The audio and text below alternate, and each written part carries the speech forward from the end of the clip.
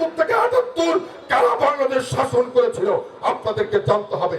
এই আওয়ামী লীগের লোক শেখ মুজিবের ডান হস্ত বাম হস্ত এই বাংলাদেশ শাসন করেছিল। প্রিয় বন্ধুরা, যখন 60 বছর বাংলাদেশে হানাহানি মারামারি কাটাকাটি লুটতরাজ ডাকাতি শুরু হয়েছিল, তখন বাংলাদেশের সিপাহী জনতার বিপ্লবের মধ্য দিয়ে আবারও বাংলাদেশের ত্রাণকর্তা হিসেবে ফিরে আসলেন শহীদ রাষ্ট্রপতি জিয়াউর রহমান, আমাদের আদর্শের জনক।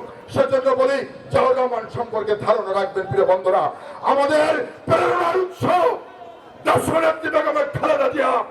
প্রিয় বন্ধুরা, আপনাদেরকে বলতে চাই, প্রিয় নেত্রী 9 বছর স্বৈরাচারের বিরুদ্ধে আন্দোলন সংগ্রাম করেছিল, ঈশ্বরের বিরুদ্ধে আন্দোলন সংগ্রাম করে প্রিয় নেত্রী বাংলাদেশে আপসীন নেত্রী হিসাবে আবির্ভূত হয়েছিলেন। প্রিয় বন্ধুরা, আমরা দেখেছি শুধুমাত্র শেখ হাসিনা রাজনৈতিক প্রতি